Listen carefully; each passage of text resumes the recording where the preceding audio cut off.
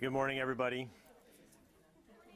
Today we have Brigadier General Kevin Killea, who's the Chief of Staff from Combined Joint Task Force Operation Inherent Resolve. He's going to be briefing us live from Southwest Asia.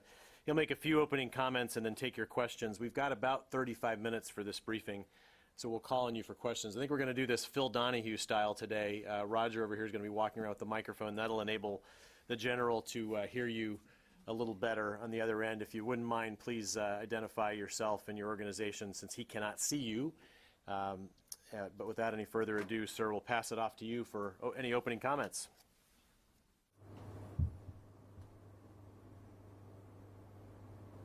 Okay.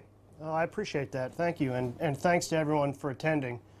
As was said, I'd like to provide a brief operational update on a couple of areas, namely Ramadi and Beji, and then talk to our continued discussions with Turkey with regards to their support in the campaign against ISIL. After that, I'll take your questions. So in Ramadi, the counterattack continues in the isolation phase, with the ISF making daily progress. The ISF are conducting operations from multiple axes and are executing their planned scheme of maneuver. It's a difficult fight, to say the least. Some days one axis will advance significantly, and the next day that same axis will get delayed by heavy contact with the enemy or obstacles. But overall, progress is being made by all axes in Ramadi. The ISF forces remain measured and deliberate in their advances, and they are taking the necessary time to clear the ground that is littered with ISIL obstacles and IEDs. As you can imagine, explosive ordnance disposal teams and equipment are an extremely important resource for the ISF right now. The ISF takeover and control of Anbar University is a good example of how long it takes to clear and dispose of dense obstacle and IED belts. While the ISF controlled in and around the university over a week ago, they still had to methodically clear the area in order to completely secure it and prepare for the next phase of operations, which they have done. Multiple units that the coalition has helped train are participating in this fight, as you know. The 73rd and 76th Brigades, who are trained by coalition partners Australia and New Zealand, are doing very well to date, as are the approximately 600 Sunni tribal fighters who participated in the Advise and Assist program. Additionally, our advisors continue to work closely with ISF at multiple operation centers to assist with planning, command and control, and intelligence sharing. Coalition airstrikes continue to support Phase 2, and this support will increase when clearing operations begin. Over to Beji, the situation there remains hotly contested. While Beji City remains primarily in the control of the Iraqi Army and PMF forces, the ISF continue to position forces in an attempt to gain an advantage in the oil refinery to the north of the city. The oil refinery area is truly an attack-counterattack situation being played out on a daily basis. Coalition airstrikes combined with timely ISF maneuver have provided positional advantages while denying ISIL momentum during these counterattacks. About a third of the refinery area is controlled by the ISF forces today, and in the south, ISF and PMF have secured at least 80% of the city. They are in the process of securing the remainder of the city, while at the same time staying in front of ISIL's probing attacks and isolation efforts in the south of the city there. ISIL continues to send reinforcements to this battleground, where coalition airstrikes have been very successful in targeting and eliminating them. As I said, it's a hotly contested fight. With regard to Turkey, we have been saying all along how much Turkey is a valued partner in the campaign against ISIL. They have been a standing part of the coalition for some time now, and for the last 2 weeks, we have been working on deepening their involvement in the CJTF anti-ISIL operations. For the coalition efforts against ISIL, the broader use of Incirlik for air operations in Syria is already proving to be a great effects multiplier on the battlefield. Armed RPA, strike fighters, and aerial refueling tankers originating from Turkey have combined to produce devastating effects against ISIL targets. In turn, these effects have gone a long way in enabling the anti-ISIL fighters on the ground. Bottom line in the discussions with Turkey, we have 10 different coalition partners participating in airstrike operations in Iraq and/or Syria. Without this coalition effort, the ISF and anti-ISIL advances on the ground would not be what they are today. For this reason, we look forward to getting Turkey's anti-ISIL contributions formalized in the CJTF-OIR process as soon as possible.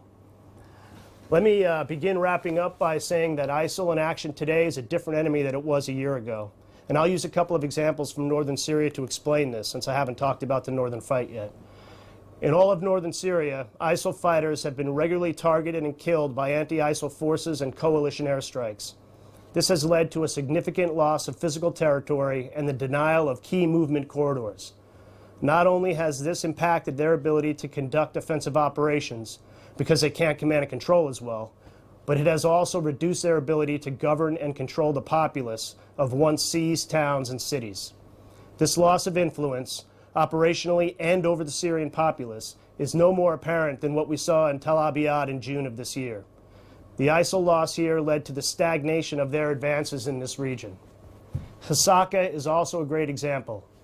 This is where anti-ISIL forces not only took back the city, but they also liberated its people, and they regained control of crucial supply routes between Syria and Mosul, Iraq. So in conclusion, this is a tough fight, but day in and day out, ISF and the indigenous ground forces throughout Iraq and Syria are making progress. They are all motivated to see this through because they're in a fight taken on by partners against an enemy that must be defeated. Thank you, and I'm ready for your questions. Okay, we'll go Barbara. Thank you, General. Barbara Starr from CNN. We haven't talked in a while about the pursuit of high-value targets and how, if you were successful, how that could change the battlefield for you. So let me ask you two things.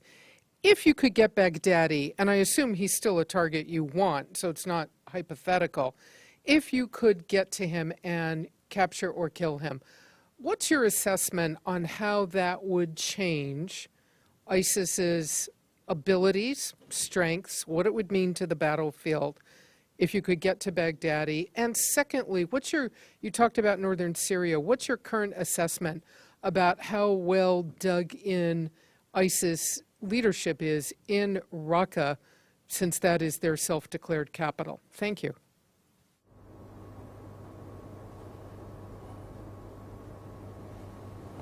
Thank you for those questions, Ms. Starr. Unfortunately, you're not going to like my answer to the first one. I don't have any perspective or details on HVI situation, targeting, effects on the battlefield.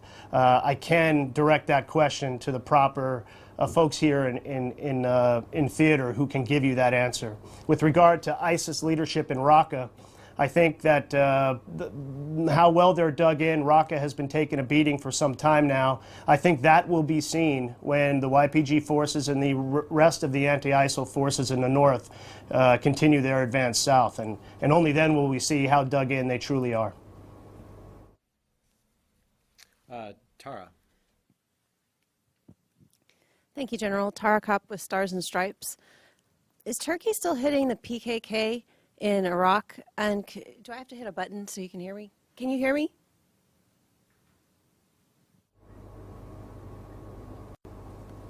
I can hear you. Start over. So is Turkey still hitting PKK targets in northern Iraq? And what's the status of Turkey conducting airstrikes in either Syria or Iraq?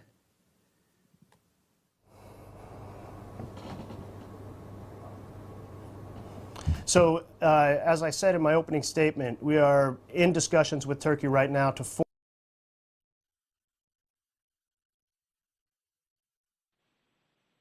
form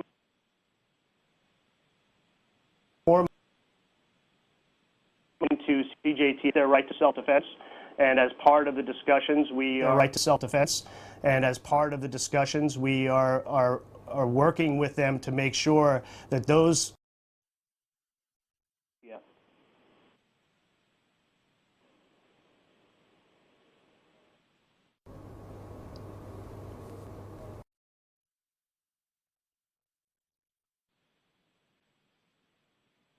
Glitch there, General. I don't know if you're able to repeat that.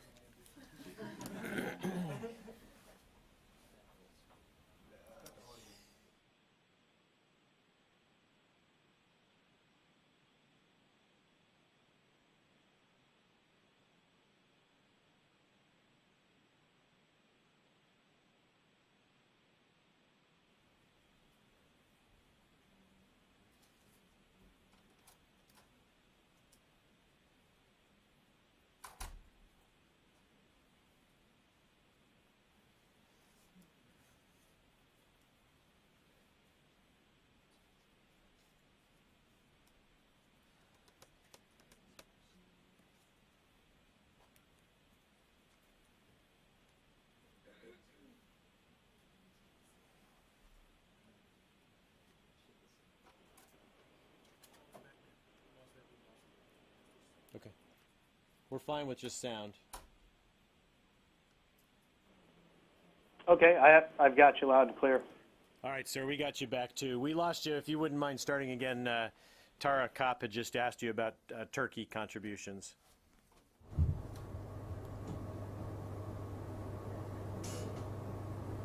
Yeah, so I think it's important to note, as I said in my opening statement, that we are in discussions with Turkey to formalize their involvement in CJTF operations, and we believe that that will be an enormous boost to the anti-ISIL efforts in both Iraq and Syria, as we've seen with the 10 other coalition nations that are doing that in both countries. With regard to the PKK, we respect Turkey's right to self-defense with regard to the PKK, and part of the discussions that we have is making sure that any actions they take unilaterally are coordinated properly with the CJTF.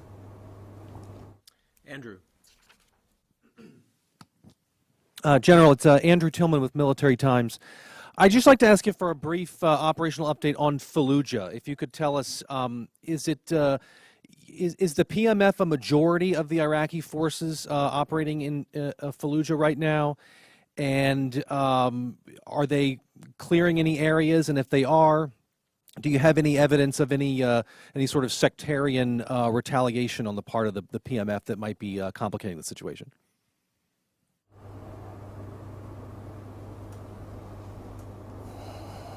So to answer the first part of your question, I think that it's fair to say that the PMF are throughout the battle space, but especially in the Fallujah area. There's a lot of fighting north and northwest of Fallujah that the PMF are involved in.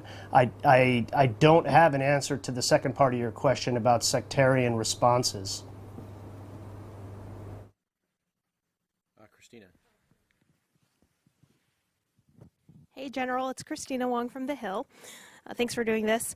Back to the Turkey, wanted to know what's holding up their integration into the coalition, whether it's a matter of technical or logistical integration, or is it more of a policy decision in getting them to agree to certain things?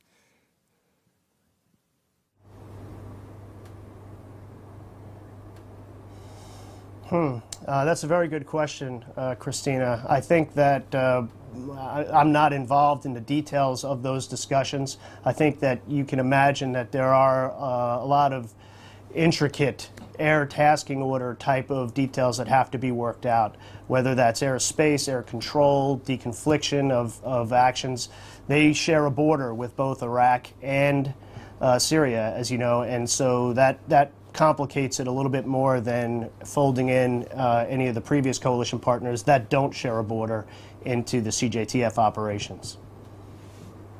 I wanted to also ask you about the Syrian Train and Equip program. Has the second class graduated yet, and would they go out after being trained, or would they wait for the third class that's being trained?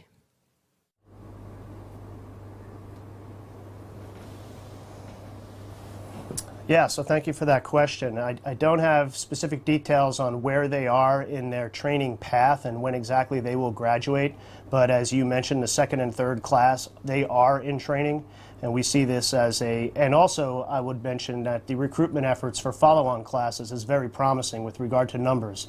So I feel like this marks a very important point for this program. This is an important piece to our strategy. The enabling of ground forces, indigenous ground forces, to fight ISIL, because as the Secretary said yesterday, this is the long-term solution to defeat ISIL, is the enabling of indigenous ground forces. General Lucas Tomlinson with Fox News. Do you have an update on the ISIS chemical weapons attack against the Kurds?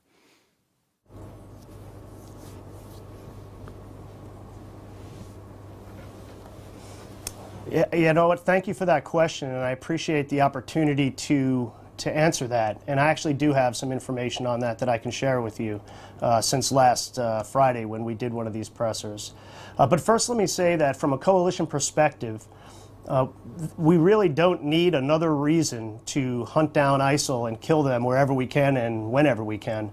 But however, it's important that any indication of use of a chemical warfare agent purely from our perspective, reinforces the position that this is an abhorrent group that will kill indiscriminately without any moral or legal code or restraint. So that's an important point going into this. So now, as we talk about what happened and how we are going to go forward, we have to understand exactly what happened before we talk about addressing it fully. So the attack that happened last week around August 11th, up near Mockmore, and it involved a mortar attack against the Pesh near their flot. What we were able to do was a couple of days later, ironically about the same time that you all were drilling Colonel Ryan, we were able to take the fragments from some of those mortar rounds and do a field test, a presumptive field test on those fragments, and they showed the presence of HD, or what is known as sulfur mustard. That is a Class 1 chemical agent. Now, it's very important to understand here that that is a presumptive field test, and it is not conclusive. And what those results tell us is merely the presence of that chemical. It doesn't tell us anything more than that.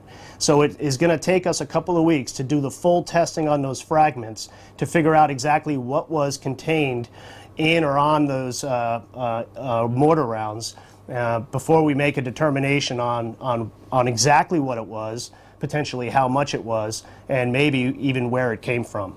So I would ask everybody's patience on that until the formal tests, the full tests, are returned. General, on a different note, is it true that you would like the Aussies to begin bombing targets in Syria?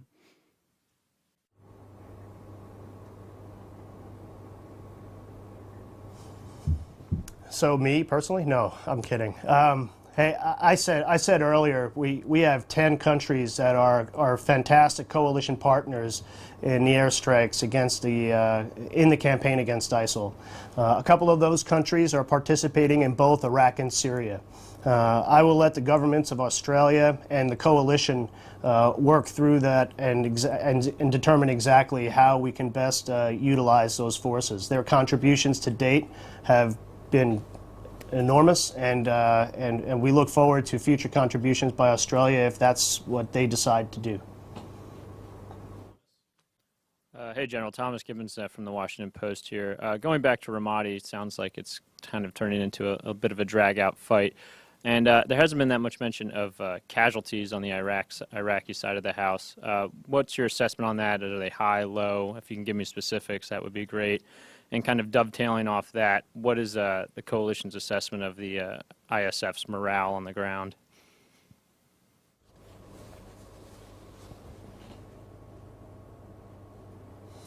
Okay, so to answer the first question, I think, as I mentioned in the opening statement, the isolation phase continues, and on a daily basis we see a tightening around Ramadi. Nearly on every axis is closing in on a daily basis, and from my assessment, from what I see, I think it's clearer and clearer that the ISIL forces are having a harder time replacing dead fighters because the access to Ramadi, the accesses, the different avenues of approach are being restricted more and more each day. As far as the number of ISF casualties, I don't have that for you. I think that's available. I don't know, but I will defer that to CENTCOM PA to look up the details of that. And your last comment on morale. Well, I don't have a direct litmus test from where I am on how the morale is on the ground. I can only look at the effects that they're having on the ground and the progress that they're making in the face of a very arduous task. Densely populated urban terrain, significant obstacle belts, IEDs left and right, and all of that covered by fire. A lot of snipers as well. I should take this opportunity to talk about the combat engineers, the ordnance disposal teams who have gone in to counter the IED belts that surround Ramadi. Many of these, most of them actually, have been trained by U.S. and Spanish forces as part of our BPC program. Question on that. Are these IEDs anything that we've never seen before as far as, you know, our past fights in Iraq and Afghanistan?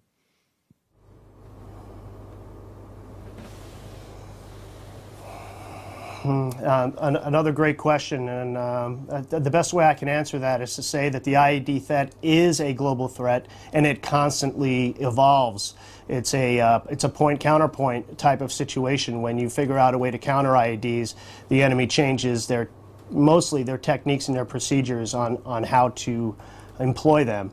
From a CJTF, from a coalition perspective, it's high on our list to go after not just the IED making facilities, the transportation facilities, but we put a lot of effort in our ISR in going after the IED vehicles and the emplacement of IEDs across the battle space. Hi, Bill Hunnigan, Los Angeles Times. I wanted to know about the assault on Mosul. We haven't heard about that in a while. Have plans on that been shelved indefinitely? And about the IEDs around Ramadi, are you seeing more? Are you sending more anti-IED forces to train these folks to be able to mitigate against those weapons?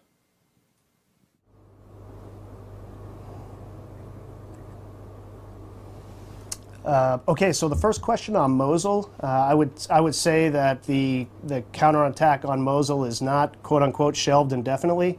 I would say that that is obviously part of the plan for the government of Iraq, and it will be on their timeline when we go up to Mosul. From my perspective, I would say that everything that we do in that AOR, what we're doing right now in Anbar, what we're doing up in the north of Mosul and to the northwest of Mosul, all of that, in my opinion, is shaping operations for the eventual retaking or reattack on Mosul, if you will. The second question was on, I believe it was on IEDs, and you asked about additional training. I would tell you that we have significant coalition forces that are training to that area right now, and I will get you those numbers of that training contingent. Is it something that we can boost up and perhaps have a greater effect? Sure, I think we look at that every day, but we also look at all the other pieces of the counter IED network that we can use to help address that threat, whether that's ISR or other network intelligence type avenues to defeat that device. And truly, that device has become ISIL's lead weapon of choice in any kind of probing attacks or even setting up future offensives where they go into new areas. Hi, Sir. Tony Capaccio with Bloomberg News. And the F-16s in Turkey, can you give us a sense of whether they've been flying regularly as part of the air tasking order? And kind of in layman's language, what advantages do you get from flying from Incirlik versus from Kuwait or some of the more faraway bases? And then I had a follow-up on IEDs.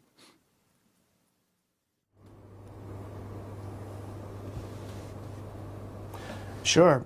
Yes, they are flying regularly from the ATO, and that has been a fantastic strategic location for us to fly from to support anti-ISIL efforts in Syria and Iraq. You can do the time distance on a map and see what it takes for them to cover areas in Syria that we're attacking ISIL right now. And the longer time on station, the ability for turnaround times back into Incirlik and then back into theater operations is an obvious advantage. Not the least of which, we have armed RPA out of Incirlik now as well. So that brings another punch to the fight. And the fact that we have airborne refueling tankers coming out of Incirlik so they can stay on their refueling tracks longer, and that is a huge boost for anybody who flies fighters. Knows that if there's gas airborne, you're happy because you can stay on station longer. I'll take your IED question now. A techie question on the IED, I mean the F-16s. Are they actually able to cue the Reapers or Predators that you use, the armed Reapers and Predators that you're using over there? That's been a concept of operation that both the Army and the Air Force have been trying to develop. Is that playing out over there?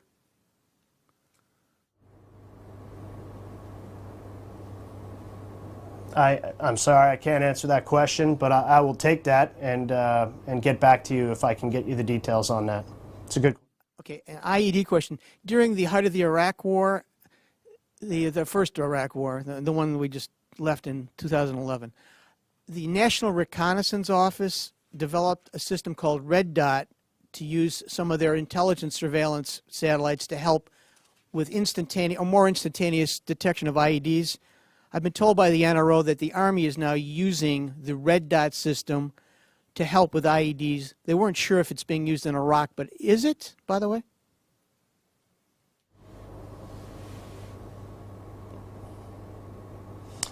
So a great question, and I thought I knew a bunch about IEDs and counter IED, but that one's outside of my my knowledge base. I'm sorry. Again, another one I'll take for the record, and if I can get you a better answer, I'm sure I can get you a better answer. I'll get it back to you. To help with the IED detection on the ground. Courtney. Hi, General. This is Courtney Cuby from NBC News. If we could go back to the suspected chemical weapons attack last week. You mentioned that that the U.S. got fragments to do a field test. How did the U.S. get those fragments? Were there actually U.S. military or civilians out there gathering them up, or did the PESH bring them to the U.S.?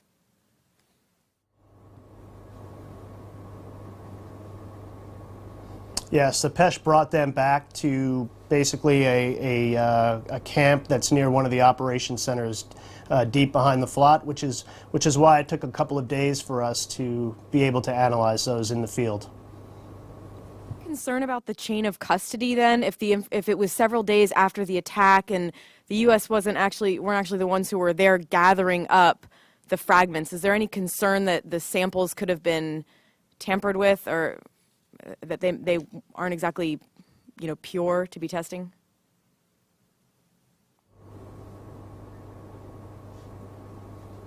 Absolutely, there's concerns with that, and thank you for bringing that up, because this goes to the point that we have only a field test that shows us the presence of HD on those fragments, and until we do full testing and we know the exact composition of the makeup of whatever was in those mortar rounds or on them, and other tests, and that gets outside of my field of expertise very quickly here, we won't be able to have a firm decision on exactly what happened there. So that's why I said in the beginning of my statement before, we need to understand the full details and then make a determination on the path forward. I could just ask one more. Are you investigating, or are you looking into any other instances of chemical weapons attack both in Iraq and or in Syria?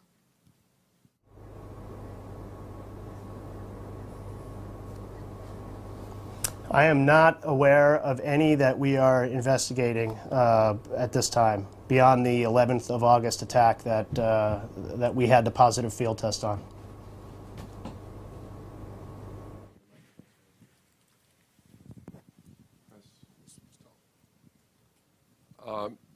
General Richard Sisk from military.com. Sir, in your discussions with the Turks on how they're going to operate, if they're going to operate in conjunction with the coalition, is part of your discussions trying to get them to agree not to attack the YPG?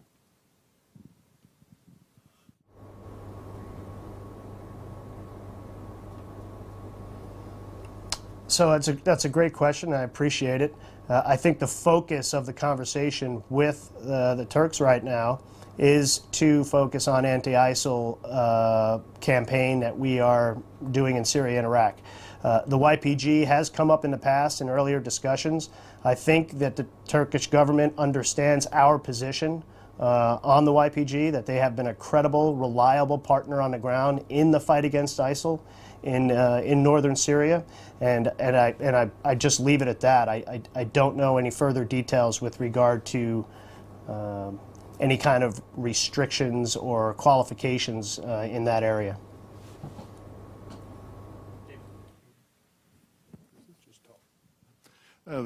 Thank you, General, for doing this. This is David Alexander from Reuters.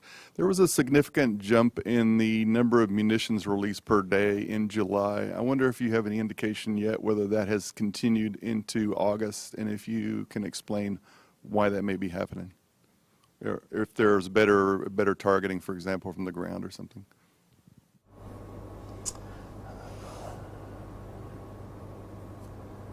Wow, it's a fantastic question, one I hadn't thought of, and I know that I can give you an answer when I look at the data of where the targets are that we attacked from July that you saw it increase, and what areas may have been developed further in the targeting process. How it's translated into August, for me, I see some increases and I see some decreases every now and then, but I don't see a huge change in the primary areas of focus right now, which would be Ramadi, which would be the Beji area, and obviously the air. Okay.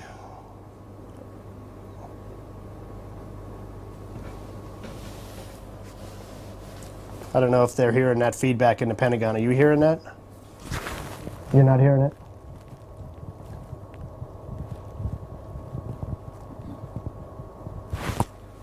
Okay, it's done now. Pentagon, do you got me? We got you just fine.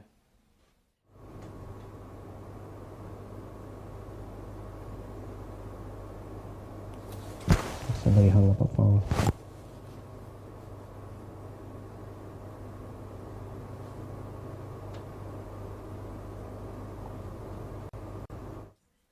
We hear you just fine. Can you hear us?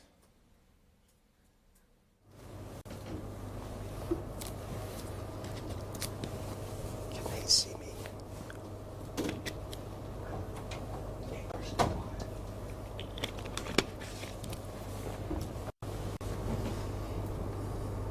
Can you hear us? Hello, hello? We'll see.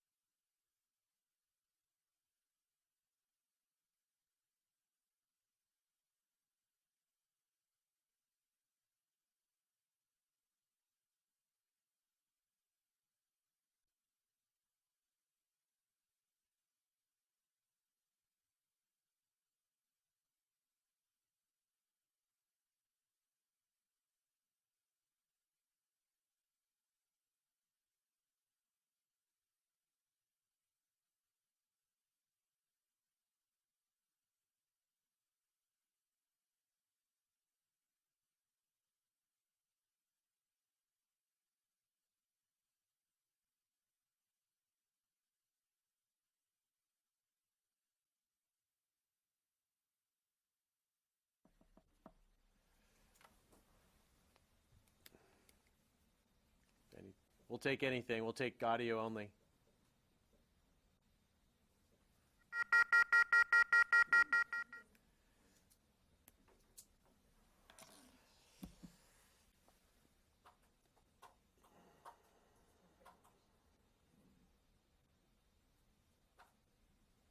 Hello, hello?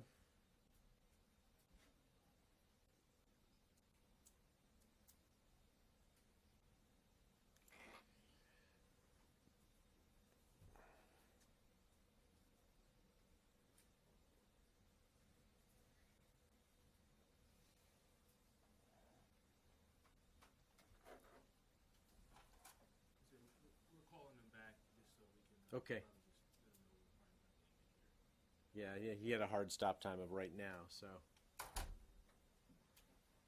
He's still standing by, though.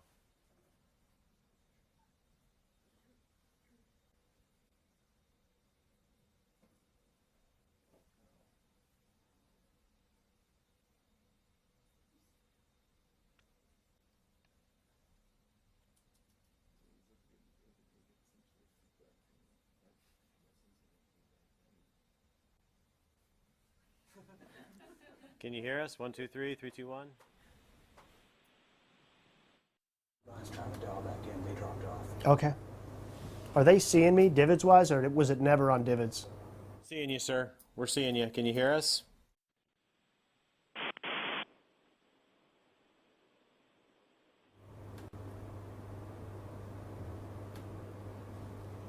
Yeah, I have you. Yeah, I have you.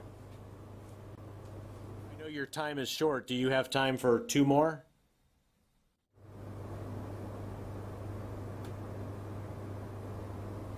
Yeah, let me just finish up on that last question on the targeting and the strikes. If you just submit that as an RTQ, I'll be able to look at the data and give you a better answer.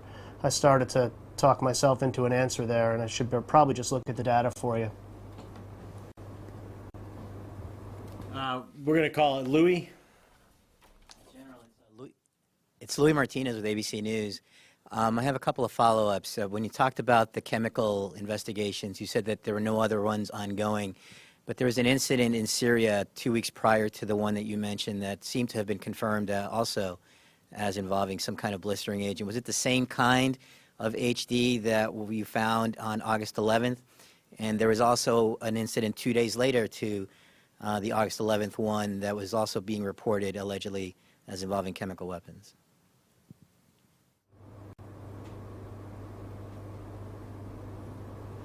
Right, so thanks for that question. The question that I received earlier was ongoing investigations. The one in Syria in June was completed, so those full tests came back, and I don't have those results in front of me. I can get those to you on what that detection was and what the full results came out to be. That was I think that was in the third week of June. And I am aware of reports of an additional allegation that there might be a chemical detection or a weapon of some sort that was found, but I don't have any details on that, and to my knowledge, that is not an ongoing investigation.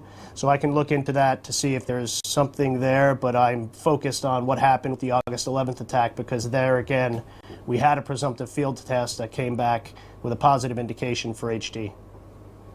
Thank you. And if I could just follow up with one more. An earlier comment you made about the YPG and the anti-ISF and Raqqa.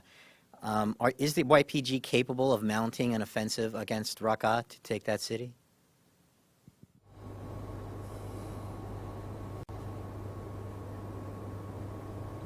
I think that the ISF forces in Iraq and the anti-ISIL forces in Syria, along with coalition air power, are capable of defeating ISIL over time. I think the strategy is a sound one, and I think it's yet to be seen how soon Raqqa is taken, but surely that is a jewel for ISIL and will not go down easily. That'll be a heavy fight when that occurs.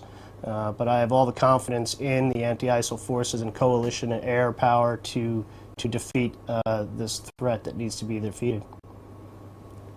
Thank you, General, and thanks for your patience. Nick Harmson from Australian Broadcasting Corporation. Further to the question earlier about Australia's potential involvement in Syria, could you just talk to the differences between the air campaigns in Iraq and Syria, and in particular the different risks of operating in Syrian airspace as opposed to Iraqi airspace?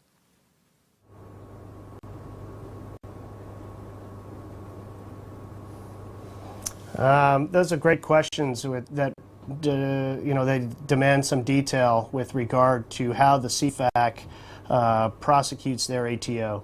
So I would defer that question to CENTCOM, who could get the proper people from the Combined Forces Air Component Command at the CAOC who control that, and to give you a proper answer on that. General, I know we've used up your time. Lucas has one follow-up, which he questions will be short and in one part. General Lucas Tomlinson, Fox News. How did they just pick up these fragments with their bare hands and deliver them to the Americans just unannounced? And is the U.S. doing the final testing right now on these fragments? Thank you.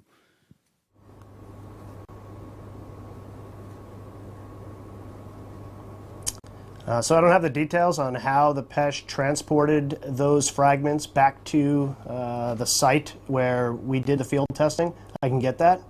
The second part is the process to do the formal testing on these fragments is underway. All right, General, thank you very much for your time today, and thank you everybody for coming.